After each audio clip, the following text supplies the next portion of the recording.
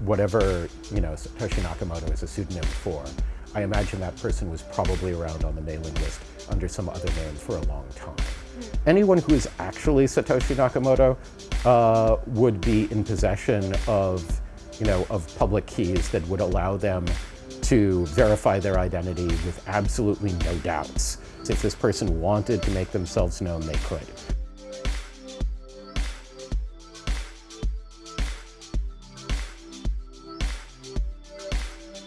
I'm joined here by Perry Metzger, a good friend of mine and an expert in computer security. Thanks so much for chatting with me. Oh, pleasant to be here today. Tell me a little bit about your background before we begin. I do computer security, cryptography, other related things. There's a lot of interrelated fields there. Cryptography tends to get used a lot in secure computer protocols for securing data on computer systems, etc. And of course, these days, it also gets used for other things, which is, I suppose, why we're talking. We are. Today we are talking about the cryptography mailing list that you run. And it's a very special mailing list because it is actually the mailing list that the Bitcoin Whitepaper was first released on. I think it's very special because I run it. That too. Well, it was chosen by Satoshi Nakamoto to be the place where he wanted to release this because he knew that he was in good company, a lot of people who were interested in this topic and who would be receptive to this idea. So let's talk about the history of this. This didn't just come out of nowhere. People on the mailing list have been talking about digital currencies for a long time. Yeah, the list is a successor to the early cypherpunks mailing list. And I got fed up with the noise levels on it a very long time ago, and so I created a new and moderated mailing list that would hopefully be lower noise. And moderated implies that when postings go to the list, someone has to manually approve them so that things can't get as out of hand when discussions get heated. And the list has had people discussing things like digital currencies and various privacy technologies and what have you since its inception. I mean, that's a large fraction of what it's there for. Mm-hmm. So it was not particularly surprising when that particular posting arrived on the mailing list. It was kind of par for the course at the time. In fact, it was hardly the first digital currency proposal that actually came to the mailing list. So did you have any idea in 2008 when it was first posted that it would become as large as it did? No, I actually was extremely skeptical about it at the time because it had the proposal had a number of obvious flaws, all of which are still there. But there was apparently a sufficient hunger for what it could do, and its good points were good enough that it managed to take off, in spite of the fact that I was very skeptical about it. Just to give people a little bit of background of what happened on the mailing list. So people automatically latched onto this idea and started talking back and forth about what this there was a lot of discussion about it for a while. Right. Yeah, that's a fairly normal thing when someone posts a paper or reference to some new idea or what have you to the list. The list has a lot of people who are interested in cryptography, system security, computer security of various kinds. And when interesting topics appear, the discussion often gets quite heated for a while, mm-hmm. which is one of the reasons that we have moderation on it. And you moderated this discussion. You actually shut down the Bitcoin discussion after a while. You were like, guys, stop talking about this. We got other things. It was becoming repetitive. Mm-hmm. And we tend to shut down discussions that become repetitive. I say we, and at the time, in fact, I didn't have anyone else moderating it with me. But now I have 3 other people who moderate it with me because it's more work than I can do on my own. From the time the white paper was released, October 31st, 2008, to when it was actually coded up and there was a working model, 2009, was there much talk back and forth with Satoshi Nakamoto on the list? I mean, there were certainly some postings by him and some discussion of it. But I get the impression that people who got very interested in it, people like Hal Finney and what have you, started talking to him, directly.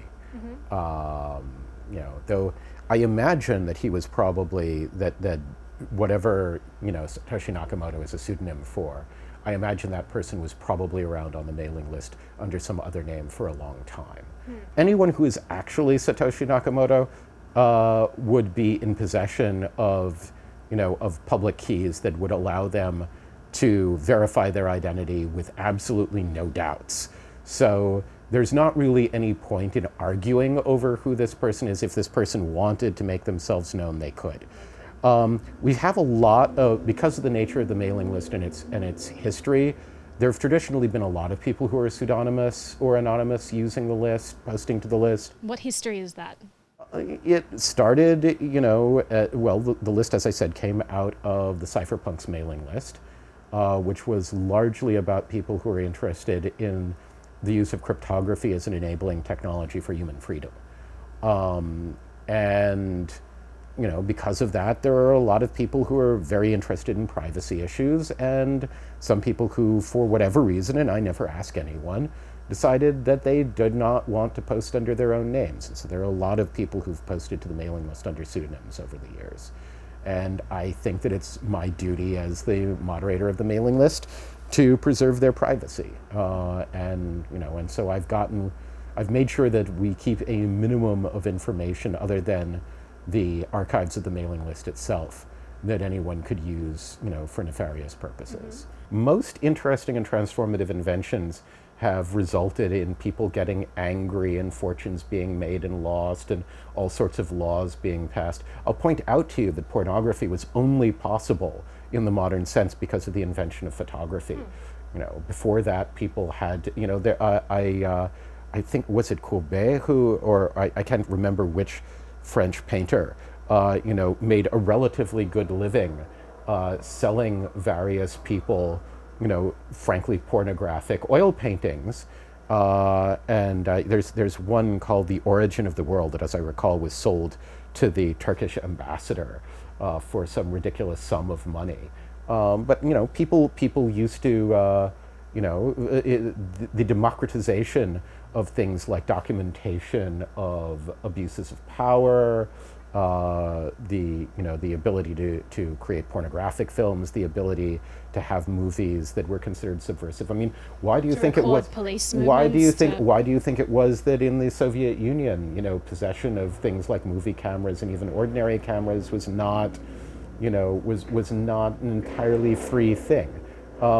Most inventions that have significant transformative power lead to anger, various sorts of notice by state authorities, legislation, etc. But again, and even if that wasn't true, the specific person that came up with the idea seems to me to be relatively irrelevant, except if one has, except as a human interest story.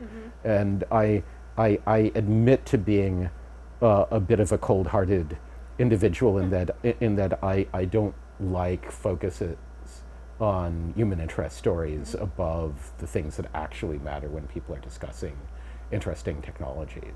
So Bitcoin turned out to be a revolutionary technology. Places like Venezuela, it's become a lifeline for people who can't get access to their own bank accounts, who can't purchase goods because there are just no goods to purchase. So they use Bitcoin as an international money to buy from Walmart and Amazon, have things shipped in illegally. So in places like that, it's become a very useful tool for a lot of people. Sure, and it's become a useful tool for some people, but it's not nearly as universal as, say, smartphones. There are at this point billions of people who have smartphones, even very poor people in third world countries. And Bitcoin is not as much a part of everyday life for most people. And it may be in the future, or perhaps some other cryptocurrency might be, or maybe none of them. We'll find out. It's certainly an extremely interesting technology. It's got lots of very interesting features to it. It's taught me a great deal about things that I thought I knew and I did not know. But whether we're still talking about it in 30 years, I think the jury is still a little bit out. Maybe there'll be some successor system, or maybe the interest in the whole thing will peter out. It's certainly the case, I think, that people are going to continue to want ways to conduct transactions that are not easily controlled by state authorities, if only because there are places like Venezuela or other countries where the government loses its mind, and the local currency becomes effectively useless, and people still need to be able to buy groceries or medicines or other things, and want to be able to conduct transactions. But whether it takes hold in places that have more stable governments, more stable economic situations, etc., in recent times, transactions have become slow and relatively expensive. And there was a point I remember being at an event, and people were doing things like buying coffee with Bitcoin. I used to do that all the time, not anymore. And yes, because the transaction cost is higher than the cost of the good. When that happens, you no longer use. Was this something that was predicted in the discussions on the mailing list? Do you remember? Were they talking about a possible future where transaction fees could get so high that it doesn't really work as a money? I think that there was some discussion about whether the transaction volume would ever be sufficient to make it really practical. But I don't remember if that was a specific discussion. The initial white paper was very, very optimistic about transaction scaling, which turns out not to have been a correct prediction. Transaction scaling turns out to be rather difficult. What was the general vibe on the mailing list when the white paper was released? Were people skeptical? Were people really excited about this technology? People always get very, very deep into the technical weeds whenever any of these things come up. And there, as I said, there have been a number of discussions of such things over the years. A number of digital cash discussions. People, when the mailing list was started, were very, very interested in much earlier digital cash proposals, like David Chaum had proposed in as far back as the 1980s, some privacy protecting transaction systems. Why didn't these things ever take off? Why is it Bitcoin that has taken off and hasn't been shut down yet? Well, it's very hard to shut Bitcoin down. People did actually try implementing Chaum's digital cash schemes. There was a bank, I think that was called something like Mark Twain Bank in the Midwest, that attempted to set up a Chaum digital cash scheme. And I think that there are probably a number of reasons, but pinpointing the exact one is difficult. There were certainly elements that make it special. The fact that it has no centralization whatsoever. Bitcoin has a very technically sweet solution to the Byzantine agreement problem, which is the proof of work stuff, which was a genuinely interesting idea. I think it's also kind of an Achilles heel for Bitcoin, but at the time it was probably the most, one of the few technical solutions that anyone had proposed that could work to have a fully decentralized system with no trusted third parties whatsoever, which was a thing that people had been struggling for in various digital cash proposals. And there have been ones that have been shut down by government before. Well, there have certainly been various alternative currency schemes shut down by various governments. I remember, for example, there were these things called Liberty Dollars for a while. Right. And, and there have been, various digital gold schemes. There was one that got shut down some years ago, where, there was gold held in a vault, and tradable, electronic transfers of claims against it, et cetera, that got shut down. There have been a number of such things that have been shut down, mostly not involving any sort of advanced cryptographic protocols or what have you. The fact that that Bitcoin is fully decentralized, of course, makes it harder to shut down. The specific way it's decentralized is unfortunate because it means that the cost of running the system necessarily has to rise with time, right, which is a significant problem. I mean, most transaction systems have prices that go down with time. The price of conducting an ordinary banking transaction in terms of how much it costs the bank to process has dropped dramatically over the last 100 years and even dramatically over the last 30. But, and this is a good thing because you want transactions to be cheaper and cheaper because transaction costs are friction in economic systems. With economies of scale, you'd presume that things are going to get But of course, easier. the nature of Bitcoin is such that the cost of transactions has to go up with time, or at least the cost of running the overall system has to go up with time, because the defense that the system has against being attacked is essentially an economic one, that it costs an enormous amount of money to set up a parallel infrastructure and to burn more electricity and CPU than the people who are running the system in order to undermine the Byzantine agreement. The other systems have been proposed since then with things like proof of stake or what have you that may offer a way out of that conundrum. But I have to say, at the time, and I did not recognize how brilliant an idea it was at the time, proof of work was a really, really brilliant idea in decentralized Byzantine agreements. A Byzantine agreement is basically you have multiple mutually distrusting parties in a computer protocol, and they need to come up with a mutual agreement on something, even though they do not trust each other and might be attempting to rip each other off. And the Bitcoin ledger is a Byzantine agreement. And Bitcoin is a really, really cool Byzantine agreement protocol. There are now other Byzantine agreement protocols that probably could do the same thing. But Bitcoin, of course, has an enormous amount of momentum. Also has an First mover advantage as well. well, there's a notion in economics called path dependence, where something will be adopted whether or not it is the best technically once it has sufficient momentum, because there are enough people, there's an ecosystem and enough people are using things like that.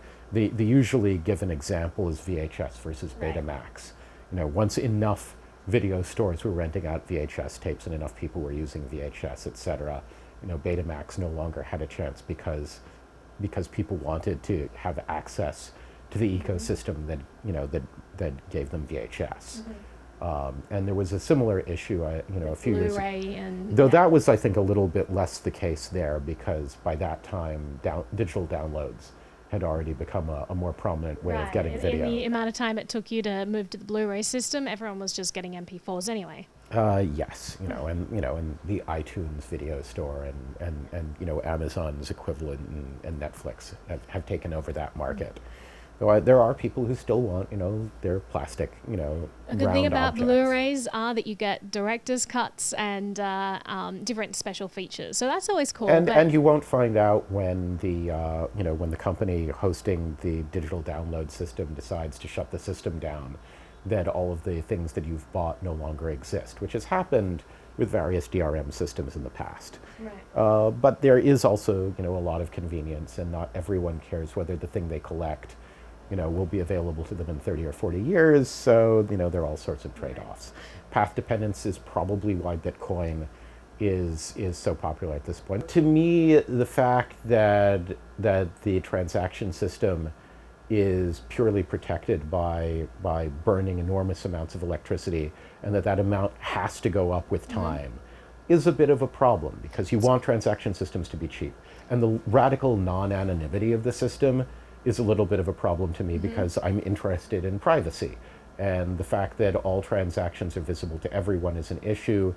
Other systems like Zcash and what have you that use more advanced cryptographic agreements where thanks to technologies like zero-knowledge proofs, it's not necessary for all transactions to be visible for people to verify that they hold some amount of the currency. It strikes me as being a promising thing. Do you think the proof of stake models as opposed to proof of work models help combat this incredible use of electricity? Oh yeah, because the security in a proof of work system is based on the fact that economically attackers cannot afford to buy enough electricity and equipment to attack the consensus. But inevitably, as the thing being protected that way goes up in value, the economic rewards of attacking the system also go up. So as the thing becomes more and more successful, the amount of electricity and amount of equipment that is involved has to go up. And so the cost of transactions in the end, given a fixed number of the things, has to go up. The cost of of transacting in Bitcoin is what pays for all of that power and all of the equipment that's running the system. Whereas in a proof of stake system, you don't need that. The system is not protected by this enormous potlatch of electricity being thrown away. So you no longer have the necessity of having a system that goes up in cost of operation with time. This is important because if you want systems to be scalable, you want transaction systems to cost less and less per transaction with time, etc. You need systems where, where the cost of operating the overall system can go down with time. And I think at this point, I've heard things to the effect that like operating the Visa network and operating Bitcoin are no longer that different, except the number of transactions involved in the Visa network versus the number of transactions in the Bitcoin network are like grotesquely different. You want a system that will scale well. Proof of stake seems like a good idea. There may be other good ideas that people come up with in the future. I think proof of work was probably the first really good Byzantine agreement for fully decentralized systems like this that I'd seen in a long time. Mm-hmm. Do you think proof of stake adds unnecessary centralization? Proof of stake is not, is not centralized really. I mean, a proof of stake system can be distributed just the way that the Bitcoin network can be distributed. I know there are a lot of people who have almost religious reverence for proof of work systems and who tend to discount the ability of proof of stake systems to do as well. But I think that you can get what you want out of proof of stake systems. And we're getting better and better at coming up with good algorithms for consensus and for consensus under Byzantine conditions where you have multiple opposing interests that might cheat. So I think that with time we will find better and better algorithms for running all of these things. One of the reasons that I like cryptocurrency systems that have governance mechanisms is so that as things improve, they can take advantage of the new technologies. I mean, if tomorrow someone came up with a really good way of breaking the elliptic curve crypto system that Bitcoin is based on, I think that the argument over what to move to and how would be long and vicious and might not terminate. It's important when you're operating in a system where technologies change with time and it becomes difficult to predict, which technology will win, which cryptographic algorithms will remain secure with time, etc. It's important to have agility. And so governance mechanisms are necessary because without governance mechanisms, the way that people try to solve these arguments is who will shout the loudest, which is not which is what we're seeing right now in the crypto space. Yeah, which is not a good way to solve technical problems. You don't want to solve technical problems on the basis of who shouts the loudest or who happens to control by accident one portion of the network. And again, if proof of stake systems seem better to me than proof of work systems, in the future there may be other ideas as well. We'll find out with time which one of them ends up winning. Hopefully ones that allow lower transaction costs with time, but we'll find out. Again, the other thing that disturbs me about Bitcoin is the radical non-anonymity. But because if you actually need to conduct transactions in private, whether you're a large corporation that does not want everyone to know who your suppliers are because you don't want people interfering in your supply chains, or if you're an individual who wants to buy something that you don't want other people to know that you've bought, you need privacy. And the privacy enhanced protocols that use things like zero knowledge, non-interactive proofs, etc., seem to me to be an interesting solution to that problem. And there may be yet better solutions with time.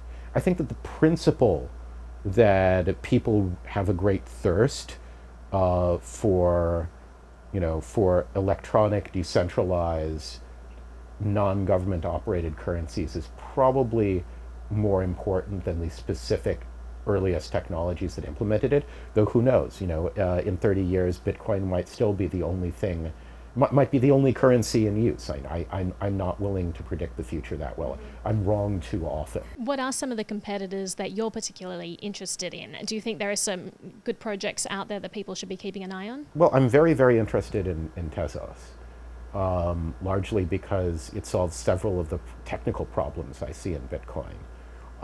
It does proof of stake instead of proof of work. It has a smart contract language that's amenable to formal verification, and all the various Ethereum hacks and mistakes that have occurred in recently should show you that the correctness of smart contracts is really important. If you have an irreversible transaction system that you have an enormous amount of money in, you don't want someone making a mistake to suddenly cause a lot of money to vanish, as happened with the Faraday wallet stuff, for example. The original DAO.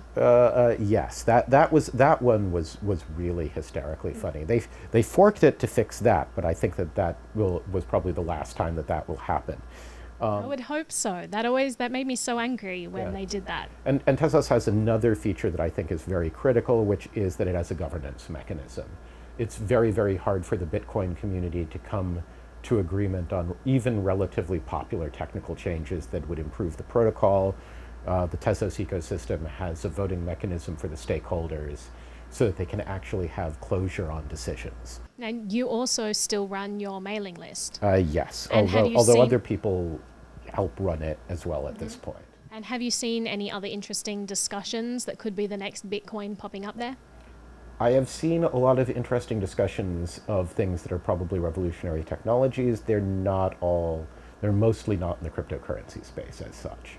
Cryptographic systems protect those things as well. You probably don't think about it, but when you connect up to Amazon, the reason your credit card number isn't being stolen as soon as you connect to the website is that your connection to Amazon is encrypted. And the reason that Amazon is capable of communicating securely with its counterparties, and the reason banks are capable of securely communicating with each other, and the reason that all of the international funds transfer systems that work, function is because they're all cryptographically protected. So the banking and finance system, even if you're talking about the conventional one that requires permission from the government to operate and that uses government-issued currency, although the question of what that means exactly gets fuzzy. All of that also depends on cryptographic infrastructure and security infrastructure, et cetera. So there's all sorts of technical business and other implications to the field, even past Bitcoin. Although I do know that Bitcoin is, for many people, the major thing they're interested in. Well, thank you so much for chatting with me, Perry. It's been wonderful having you here talking about the history of Bitcoin and the mailing list that it was on. And I look forward to having you back again in future to talk about cypherpunk movement in general.